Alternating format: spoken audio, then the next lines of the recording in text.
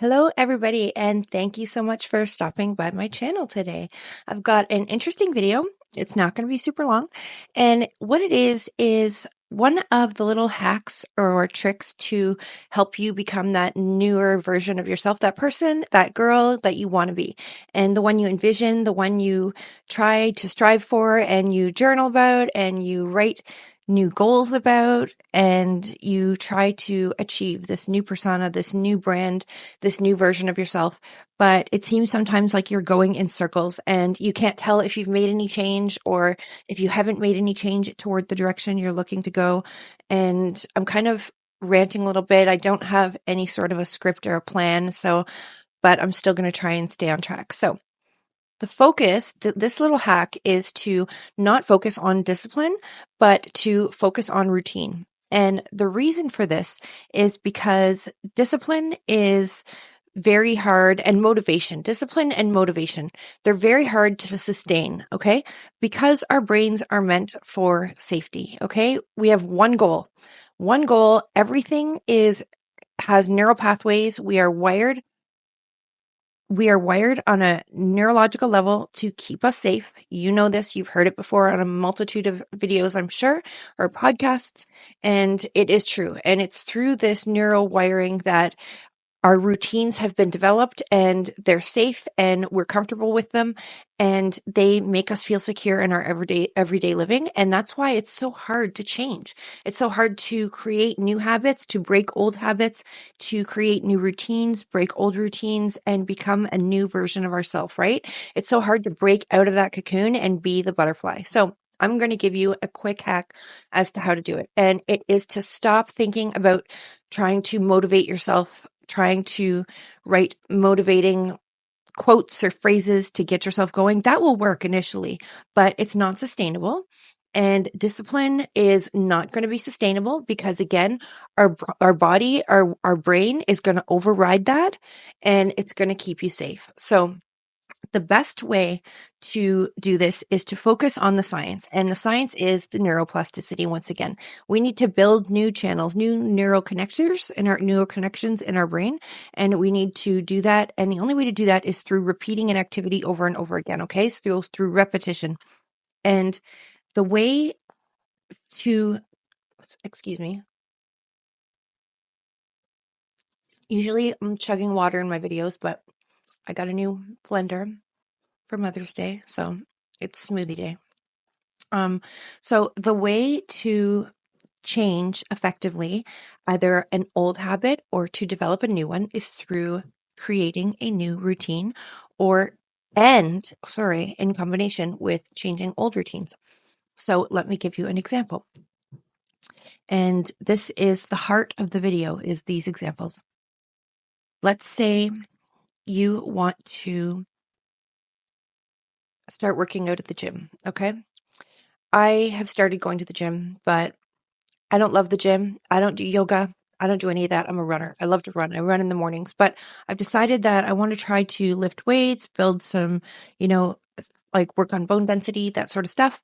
And the best way to do that is to work out at the gym. So I'm trying hard to do it. And I reward myself with smoothies, which are a healthy reward, but I love them. And that's my reward. Okay. So, I will allow myself to make a smoothie if I've gone to the gym. Okay, but let's say your treat is your fancy drinks from Starbucks. Okay, you can encourage yourself and say, you'll change your routine by saying, I will only have my drink or my treat or my whatever caramel macchiato from Starbucks if I go to the gym. And that is under the only circumstances under which I'll be allowing myself to have that drink. That will help compel you to go. And the more frequently you go, the more that routine, the more you will build the neural connections and the wiring in your brain and the neural pathways, which will begin to make you feel safe. Once you have those neural pathways in place and they start creating those branches, the old branches, the old ones will be eliminated. So your old routine will start becoming non-existent, and this is how you change. And it becomes non-existent through a process called synaptic pruning. And synaptic pruning is basically, if you don't use it, you lose it. So and that works with everything. It works with, I mean, it works if you move from one country to another and you stop speaking a certain language and you never speak that language again for years and years, your language will become very poor. You will be very poor speaker of that original language that you could speak, because your brain realized you didn't need it anymore, and it started pruning and cutting off those memories and your ability to be able to speak that language fluently and without conscious effort. Okay. So that is synaptic pruning, and it's very dangerous. And that is why with the elderly and with people who are experiencing cognitive decline, we encourage in medical science for you to really continue with neurologically stimulating activities. Get elderly people to be doing puzzles, to be using hand-eye coordination, lots of fine motor skills, because if they don't do that, the synaptic pruning kicks in. It starts eliminating those skills, and it increases cognitive decline. And that is for all ages. We recognize it more with the elderly and with people who have cognitive diseases or impairment, but it is with everybody. We all go through synaptic pruning. And those old routines will prune. They will start cutting out if you create a new routine, but you have to do it. It has to be a routine. And then you won't need to depend on the decision-making process through being motivated or determined to complete your goal or achieve your goal. It'll just become routine, and your body will feel safe and comfortable doing it. It won't give you anxiety. You won't dread it. You won't feel like you don't want to do it, because it's now a part of your day to day, and your brain feels safe doing it. So it becomes a new you. So that is one example. Another example is changing your routine.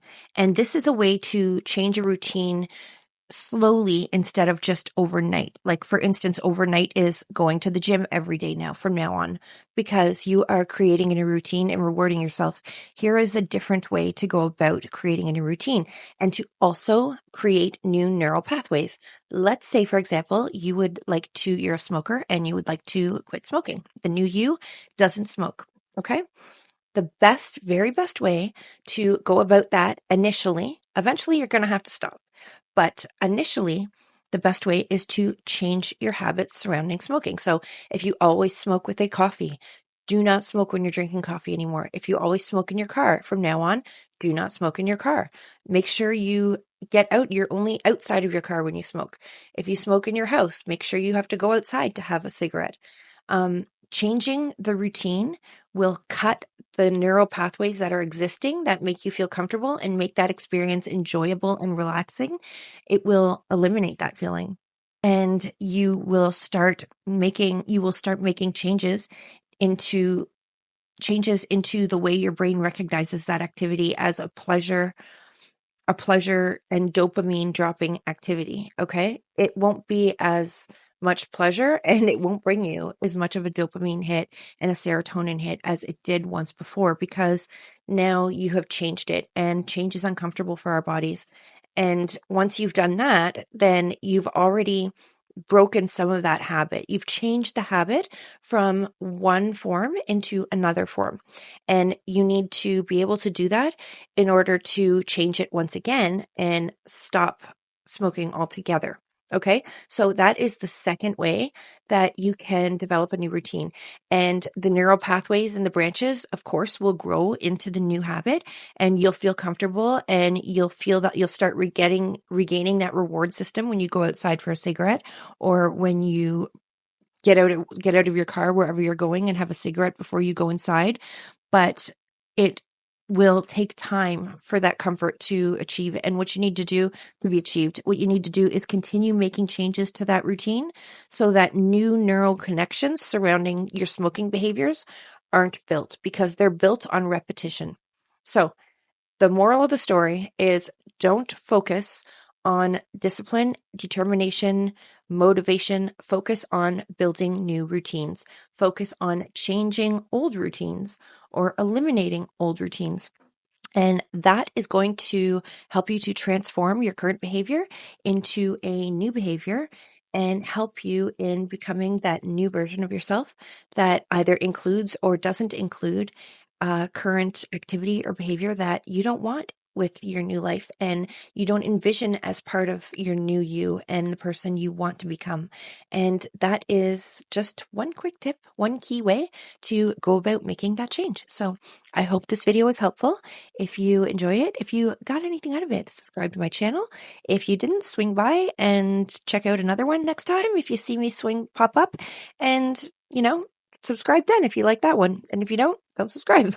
But I think they're useful, and I've got a lot of great little human psychology tricks and hacks and little facts that will be able to help you.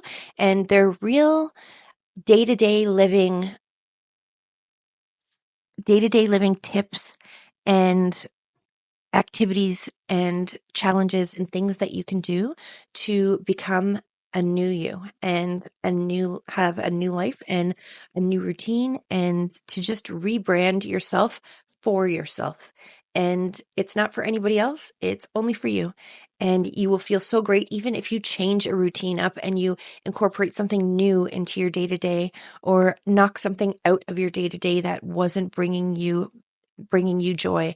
You will feel so great about yourself, and that will bring motivation to start on another journey, on a second change.